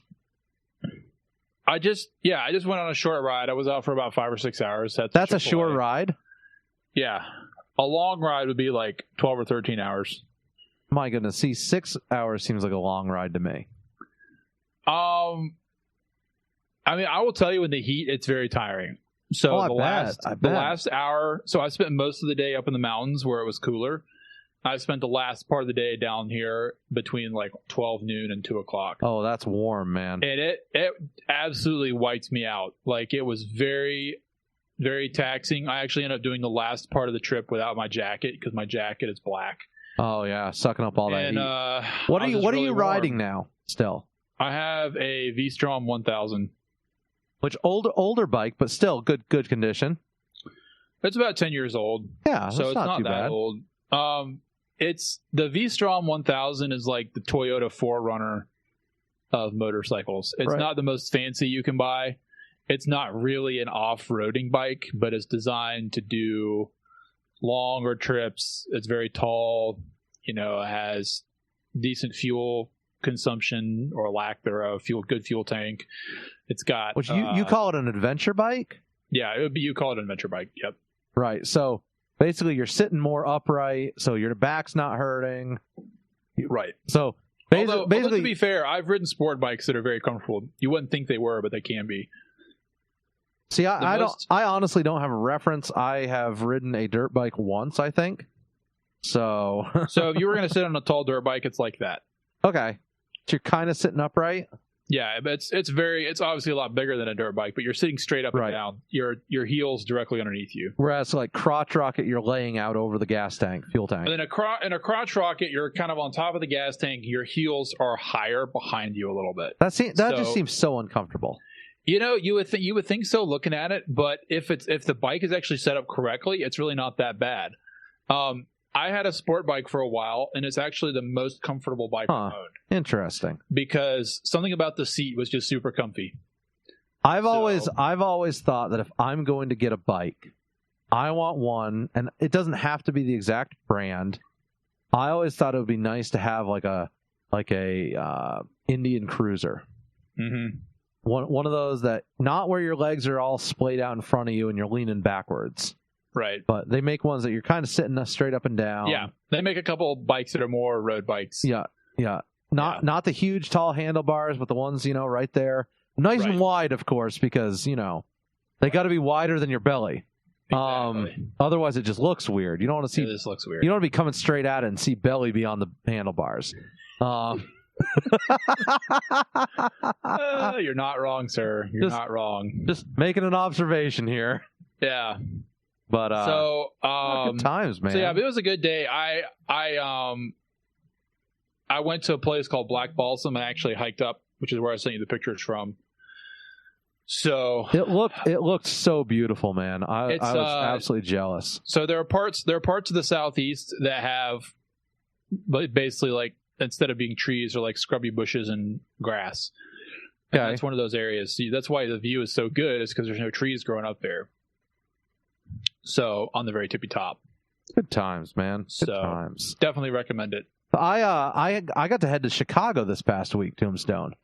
Yep. That was an absolute blast. I headed out there for a conference with some friends of ours. So this is a church media related. Yeah. So this was Mix U and Philo. Okay. And so Mix U is pretty cool. Mix U was it's a mixing conference where you learn how to mix music and stuff like that, and right. You learn the intricacies of all the different tech that goes behind it and all that fun stuff. That was cool because one of the guys who was presenting that day was Robert Scoville, and he's the sound guy, the longtime sound guy for Tom Petty. Nice. And so that was pretty awesome to hear how he got, Tom Petty's signature sound. Mm-hmm. Very, very, very cool. I would love. I don't know anything about sound, but I would definitely be interested. It was a blast. That conference was a blast. That was a day, And then we had the church tech conference, which was, lighting, video, leadership, all that stuff. And so that was 2 days. So it was an absolute blast. So I went out with Scott and Greg, friends of mine, worship leader and chief tech guru from our church. And then we snagged a couple other guys, James and Zach from down at a church in Lincoln. And we headed out to Chicago for 3-4 days. And let me just tell you, Tombstone, that Scott, my friend Scott, you never have to worry where to find a good meal with Scott. So I want to know how were these places picked? Okay, so basically Scott knew. Scott just had this intuition. Really? And that's a thing to have. It is a gift. It is a gift. I think it's also helped with by Google reviews too. Yeah. So well, that's the way it is. But Google reviews are fairly accurate. And so one of the first places we stopped at an authentic Greek Euro, a Euro joint. In I think it was Davenport. I have a serious love for Euros. Tombstone, this was the best Euro I've ever had. Okay. The meat was so tender and flavored so perfectly. It was amazing. It was absolutely the most amazing Euro I've ever had. And so, yeah, we stopped for Euros the first night. Second day, let's see, what did we do the second day? Oh, so second day we headed to a place called Rosario's or something. They have for lunch during the conference. They have $6 buys you two huge slices of pizza. Wow! Excellent pizza, like normal American pizza, right? Yep. That night we went for Chicago style pizza. And have you ever had Chicago style pizza? I have at a chain. So this was at a chain. Really. This was at a chain too, but it's an authentic Chicago chain. Okay. I've had it at Uno's. So I don't know if you can call Uno's, I don't know if that's real Chicago I don't know pizza. if it's authentic or not. Like I said, it's a chain. I got it when I was in New York. This was more like a casserole, Tombstone. Okay. That, you've got your dough, right? And it comes out with pounds and pounds and pounds of cheese on it. Mm-hmm. And then we got all the meat, and then I think we got a mushroom or something, but I avoided that one. Mushroom and peppers, I think. But Tombstone, this pizza was absolutely incredible. Couldn't eat more than 2 slices because I would have died. Absolutely would have died. Let me tell you, though, cheese lockup is a real thing. It is a real thing. That was more information than I needed. So then we went to Portillo's or something. It's an authentic Chicago hot dog joint. Absolutely incredible hot dogs. Very, very good hot dogs. I ended up with a chili dog and a chocolate malt. Dang, Tombstone. Man. So you were living it up. I think I gained 5 pounds on that trip. So my favorite part of the trip, though, and not to say the conference wasn't great, but Tuesday evening we took the bus downtown. Or not the bus, the subway downtown. Have you ever seen the Bean? The Bean. The Bean. I have no idea what you're talking about. You got to Google the Chicago Bean. Oh my goodness! Is this like the chicken in Atlanta, the big chicken? It may be. I don't know what the big chicken is in Atlanta. I guess I'm gonna have to Google that. Google the. Okay, when I Google it, it says the Cloud Gate. Yes, that's what it's technically called. It looks like some sort of modern art establishment. It is a big giant piece of modern art. I'm not gonna lie, it's kind of cool. So I don't even like modern art, but it is kind of cool. I see the chicken now. That's fascinating. It's been there a really long time. Probably longer than the Bean. The Cloud Gate, or whatever you want to call it, it's one piece. The entire thing is one piece. Huh. I don't know how they made it, but it's seamless. The whole thing is seamless. And in the center, right, it kind of scoops up in the center really high in the middle. I see that. It's quite large. It's the most fascinating thing I've ever seen. So, you're looking up, and it's probably 15 feet, 20 feet high up in the center. Uh-huh. Just absolutely incredible. And then we headed over to the east towards the lake, and right next to the Millennium or the Cloud Gate is a big area, big outdoor concert venue, and the Chicago Children's Choir was practicing there, and it was great. It was a super cool venue. So, real quick, for those of you following along at home, the bean it's a bean-shaped object, and it's completely reflective. Yes, it is. I don't know if it's chrome or some other kind of finish on it, but it's really cool looking. It looks like liquid mercury. I wouldn't want to be the guy who has to buff it. No. Because that would be a job. From there, we walked to Navy Pier. Apparently, we used to have a Navy in the Great Lakes. Because if those Canucks get a little feisty, you got to have Well, something you can do. we have traded shots with them a couple times, so probably should have happened more often. Wait, did I say that? I'm sorry. No, I'm don't sorry. Say that. We need They're to be too nice friendly. to They're too America's friendly. Hat. They're too friendly. America's socialist hat. So yeah, we headed down to Navy Pier. That was an amazing place. Giant Ferris wheel on there. There was, you walk around this pier. It's huge. Gorgeous views of the city. I was actually surprised. Chicago looks fairly modern, Tombstone. Much more modern than I would have expected, to be honest with you. On our way back from Navy Pier to dinner, we walked past Trump Tower, which I mentioned that earlier. 15 stories are completely empty on that thing. And then we grabbed dinner at the Goat, the Billy Goat. I think it was the Billy Goat Tavern, which super seedy. So Chicago has raised roadways, right? I'm not sure if you knew that. I did know this. So Chicago's got raised roadways. This was down below the raised roadway, down on the underside where all the deliveries happen. Kind of seedy, kind of sketchy under there. The food was incredible. We got burgers. Best burger I have had in a long time. I should say best diner burger I've had in a long time. It was incredible. And we sat there, we watched the Cubs game.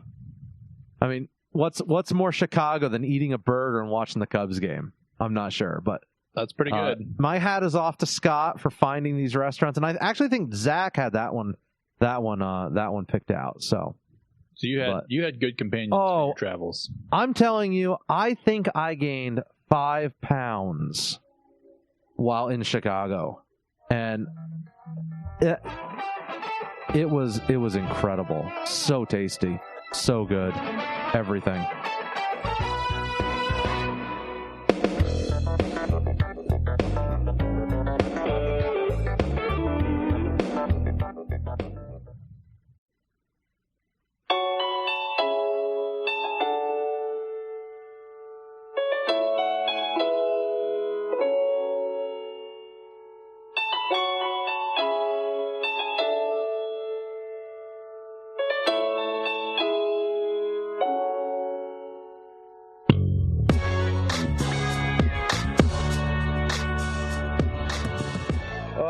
To do at the end, I wanted to do like products liability, as in, if that camera explodes all over that guy, we'd sue the camera company and their insurance company, you see. How does Yale out-rebound Baylor? You go up and grab the ball off the rim when it comes off, and then you grab it with 2 hands, and you come down with it, and that's considered a rebound. So they got more of those than we did.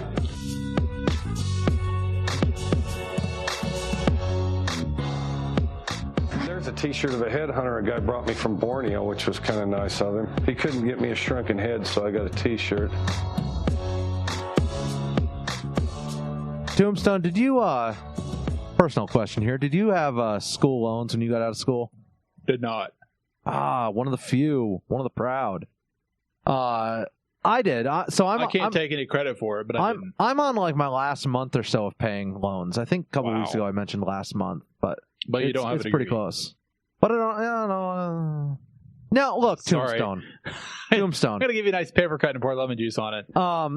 We gotta ask the question: Is the piece of paper worth something? It depends, I guess.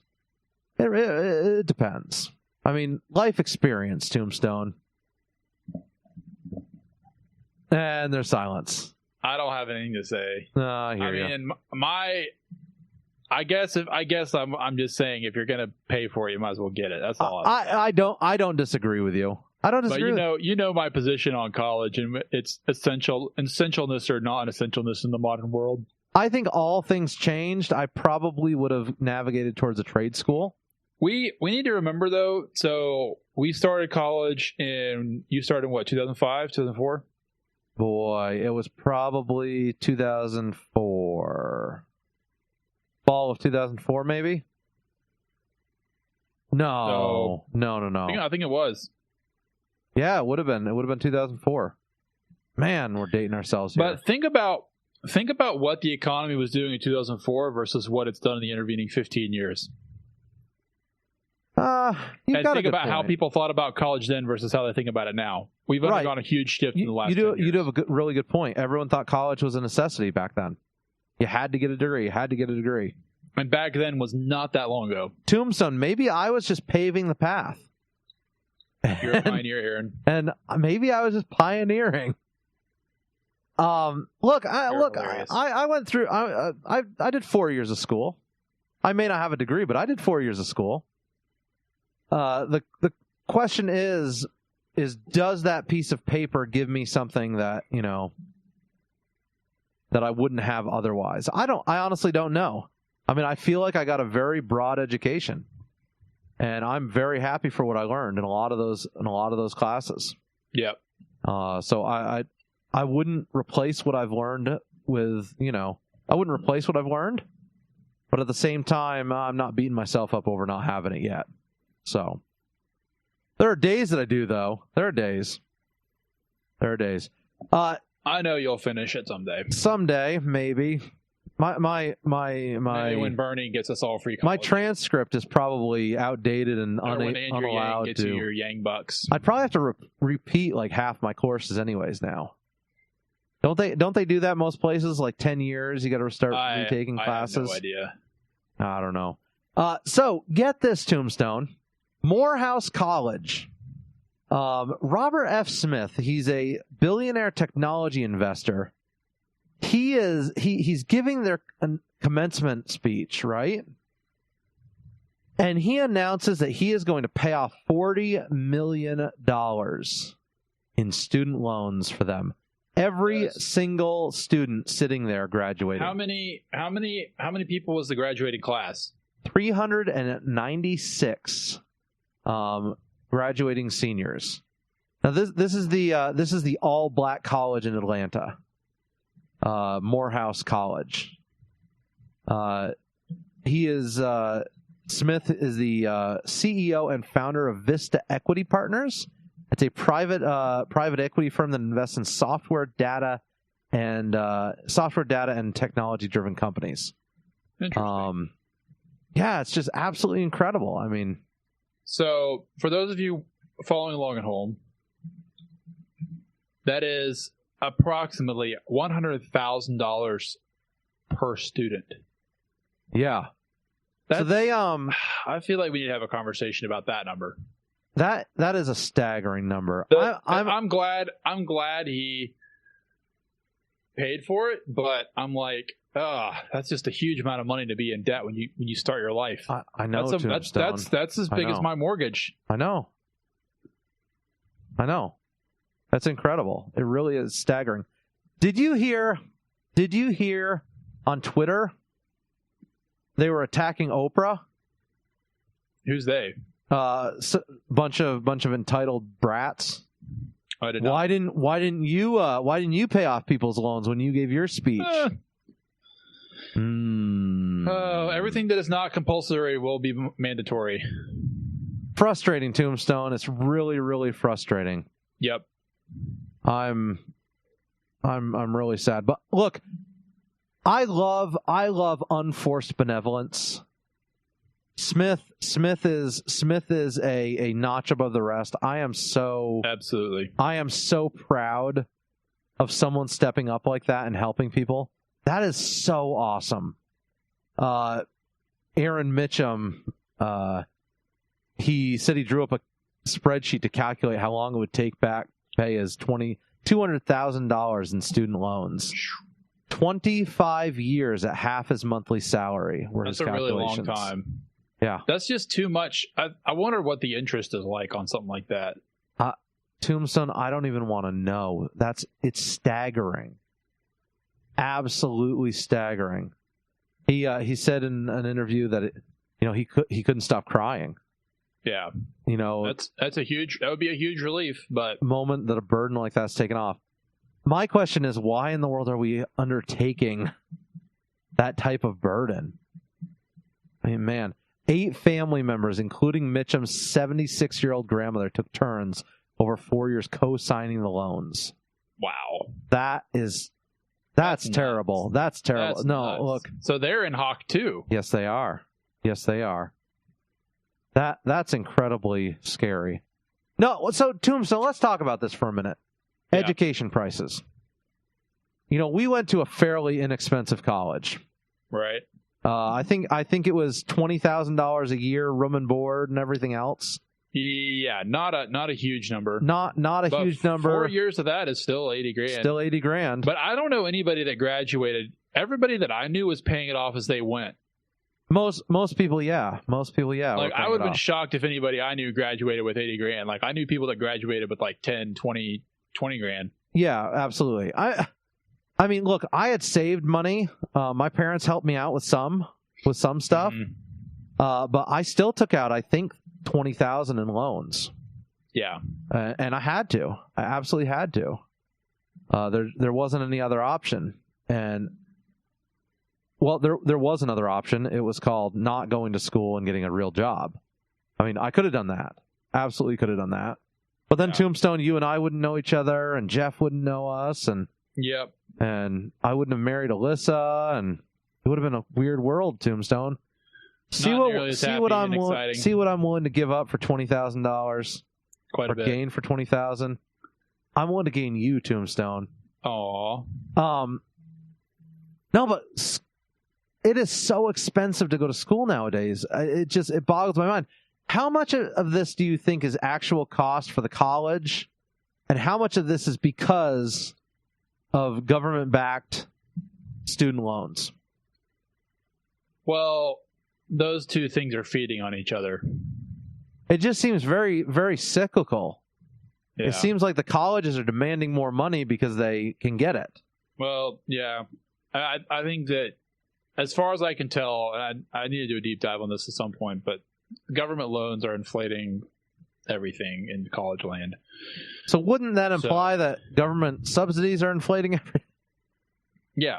I mean, that's it's so frustrating because we seem to have gotten ourselves into an incredibly caustic loop. Yeah. It's just so cyclical and so over the top. I'm concerned what it's going to look like in another 10 to 20 years. Well, it'll either collapse or it'll get better. What's going to happen, though, when kids stop paying their loans? The government's going to swoop in and say, oh, we'll pay it? I would assume there would be a bailout, yes. Tombstone. That would be my best guess. Well, the government's basically going to end up bailing itself out. So. Good point. I mean, just have to cut a check. We're going to end up with free college. It's that new monetary policy. Yep. So frustrating. Did you hear that NOAA says National Oceanic and aeronautical? It's not aeronautical. I forget. Atmospheric Administration. I knew we had it. We were super close, right? Yeah. Says that the 5G deployment could set weather forecasts back 40 years. I feel like somebody should have thought of this before. Well, the wireless industry denies it. So 5G, we've got 4G on our phones right now. 5G is 100 times faster than 4G. That's incredible rates of speed. Well, this is all coming. Break this down. Yeah. Break this down for me. What is it cause interference or what? So NOAA is concerned that the 5G is going to cause interference with forecasting with the satellites that forecast weather. And so what's happening is that 5G networks are coming in at 24 gigahertz. That means absolutely nothing to anyone, right? Well, it's 2.4. 2.4 gigahertz. Oh, I thought it was 24 gigahertz. It's 2.4 and above. Well, they screwed that up then. They might have got it wrong in the article. So the article got it terribly wrong. Because... But, I mean, I'm not saying the effect is mistaken, but that number... I mean, it's the right number. They're just missing a digit. They're just missing a decimal. So that would mean that it's 2.38 gigahertz is where the weather information is sent from. So that's beaming it down to us? Yeah, so they're microwave transmitters that transmit important weather vapor data on a frequency of 23.8 gigahertz, which you're saying that's not right. Let's see. But in March, the FCC auctioned off the spectrum for wireless transmission. And so the argument is that this band that the FCC sold off, I'm pretty sure it's 23.8 gigahertz because this is an actual. This is a NOAA person saying this. Oh, goodness. He's a meteorologist. So I'm Googling the 5G spectrum right now because I've looked this up several times in the last few weeks. So I just want to make sure I know what I'm talking about. So while you're looking it up, I had a buddy of mine tell me that they are putting up on the towers right now for the 5G a weight that's equal to a VW Bug in antennas because up it's there. a lot of, well...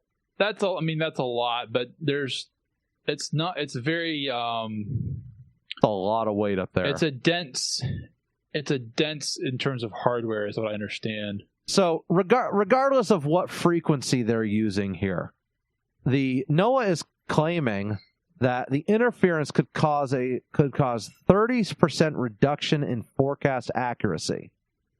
And the last time we had 30% less in accuracy was 1980. And they are saying that it's because we're going to lose 77% of the transmission availability from these satellites, I guess, or of the microwave, that's reading the weather or whatever. Anyways, yeah, it's. I'm very confused. The whole thing is very, very confusing. Okay, so I did find a reference to the frequency. There's multiple frequency ranges. So the bottom frequency range is 2.4 or 2.5 to 6 gigahertz. But there's a second frequency range that is greater than 24 gigahertz. So that's the one that we're dealing with right now. That's what I did not know about. Yeah, so I was ignorant on that. So the data is transported at 23.8 via microwave sensors. Now I'm reading in other places that the microwave sensor never went into use. Okay? And that the program was actually dissolved in 2010. I don't know about that. Who knows? But the fact that you've got NOAA scientists saying that we may have less data coming in for hurricanes and weather systems, I think that should be concerning, and I think we should look at that. We're not talking about windmills causing cancer here.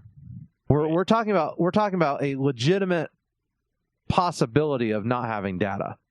Right. And that really makes me nervous. And I'm a storm tracker. I love that. I love watching the maps.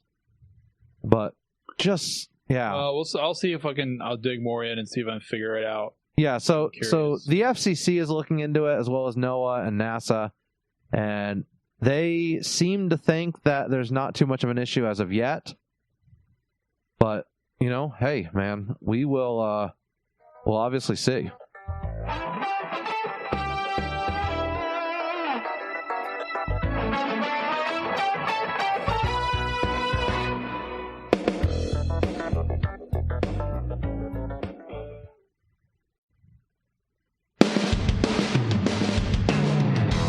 They cut my beard and forced me to eat it. Could be a crackhead that got hold to the wrong stuff.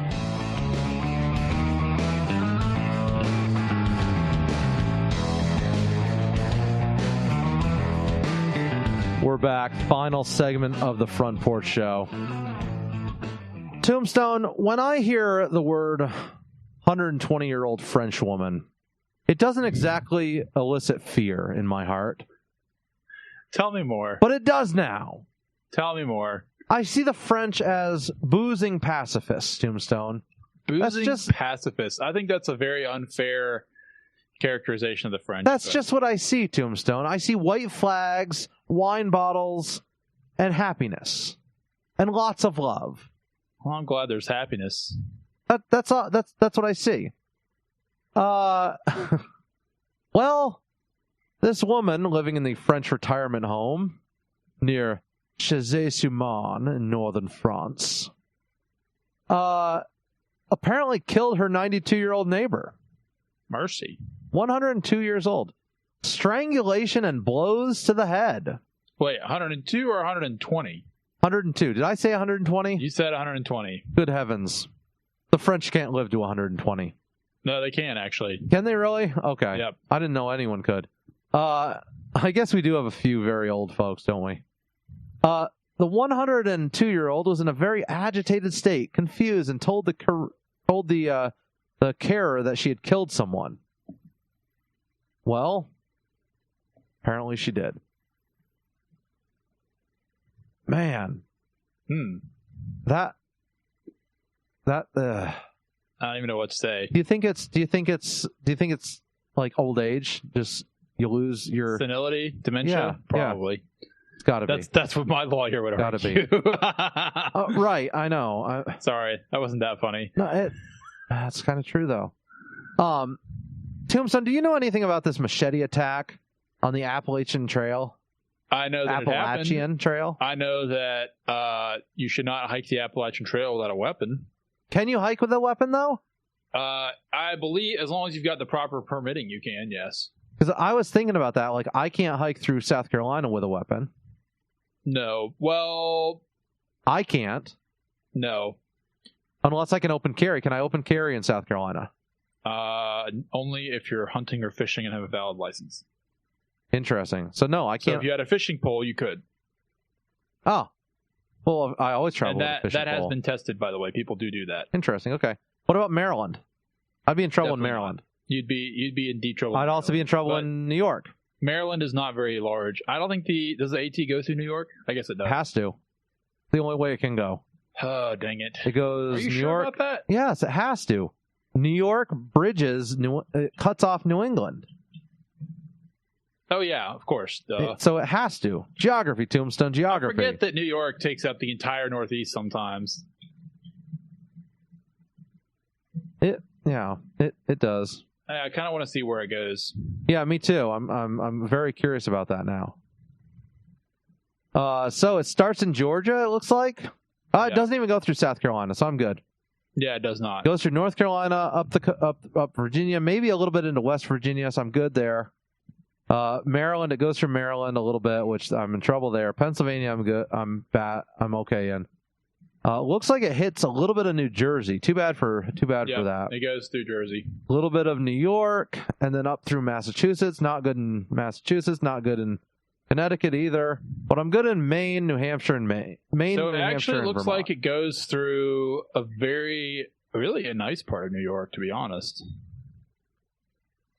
Well, yeah, I'm sure it's beautiful, but that doesn't mean I can legally carry a weapon there. No. Well, you could carry one, just not legally. That being the challenge right there. Yes. So tell me about these murders. Do you know anything about it, or? Well, you said you've been there. I've been to where it happened, and I mean, so just as a hiker, I've spent a little bit of time on the AT and other places in the Southeast, but. Mm-hmm. This is like a nightmare scenario because a lot of people don't carry weapons. I would say the vast majority of people don't carry weapons on the trail. And most people you meet on the trail are very nice, if they are a little bit funny. James Jordan carried a machete, apparently. Yeah, so there was a guy... I'm sending you a link here. I did have the link at some point. Well, your beautiful face disappeared too. Did it really? Yes, it did. I might have closed the tab. Yeah, you did. It's okay. It's okay. So James Jordan. So this is in. I can tell you a little bit about this area. Tell me about this. This is in Southwest Virginia. So it's kind of in the 81 corridor, I-81 corridor. Okay. Mountainous region then. Very mountainous. Which and Appalachian Trail. The Mount Rogers, where you park if you're going to hike Mount Rogers, was it's not really close to anything. It's about 45 minutes in the interstate, and there's nothing really else out there. Okay. It's like a couple of houses and like a country store. That's pretty much it. It's quite remote. For the east, it's quite remote. So this guy approaches these tents of these hikers, makes threatening noises, and says he's going to kill them. And then he threatened to dump gasoline on them and burn them to death. They then packed up and left. Obviously. Another hikers he approached with a knife. Oh, the same hikers. He approached with a knife. The hikers chased him away. Yeah. Oh, man. And then he started stabbing the male victim in the upper body. Part of the tragedy of this is that they were trying to get away, and he got them. So there's actually I actually just found a different layer of the story. There's a guy in Virginia who kind of keeps up with what's going on the trail. He heard that this guy had been threatening people off and on, found him, bought him lunch, saw that he was very disturbed, and tried to get help involved. Okay. So was this before or after the murder? This is before. Is before. And apparently he'd been running around that area in April. Yeah, he returned to the area. Yeah, and apparently he bought this guy named Odie Norman. He bought the man a ticket to go see his family in the Northeast. Okay. Saw him get on the bus, right? But he must not have made it all the way up because he came back. Oh man, that's just crazy. But I mean, there's no question the guy is deeply disturbed. Did you see his booking photo? Oh yeah, it's very creepy. He may be evil as well, but either way, he's not all there. That's super sketchy, man. Very sad. If you're out in the weeds, definitely be circumspect. You know, in my opinion, it's always better to camp away from other people, or camp in a place that's obscure. So security through obscurity is definitely a thing that I do. Have you ever thought about hiking the entire trail?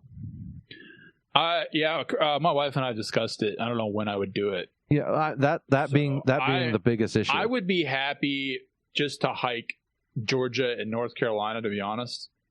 Those are extremely challenging. Oh, I bet. I mean, doesn't part of it go up Mount Mitchell? It doesn't. No, okay.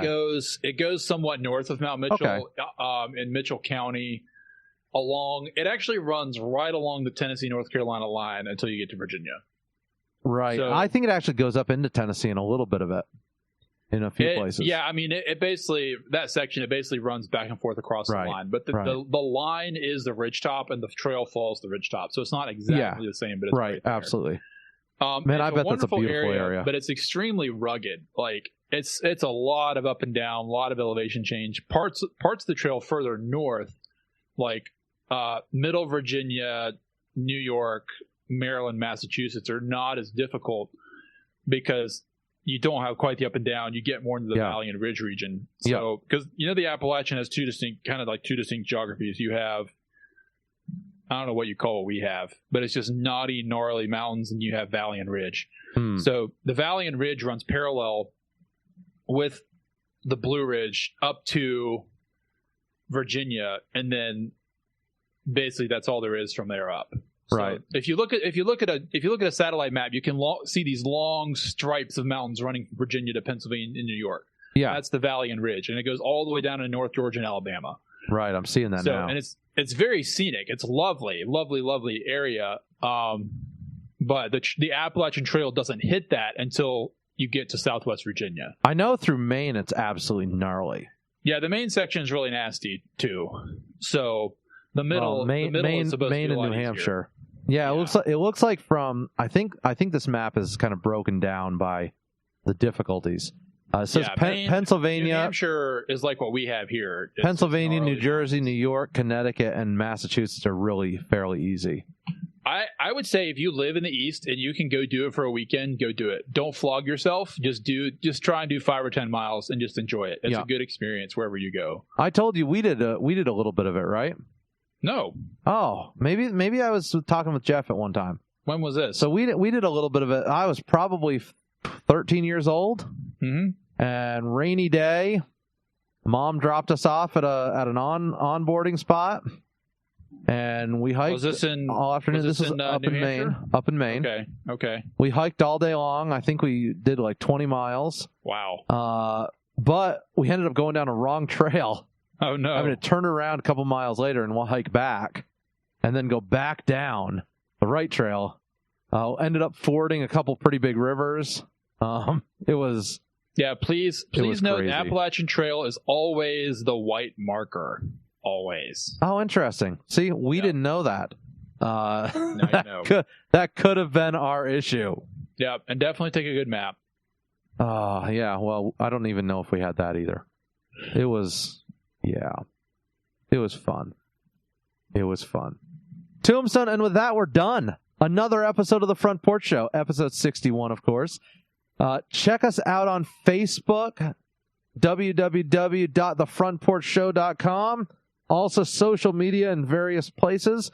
We're also on Instagram. I post a bunch of pictures to Instagram all the time. Check us out there. Anything to add, Tombstone, as we head out? That's all I have. Thank you, everyone, for listening. We'll be back next week. Woo!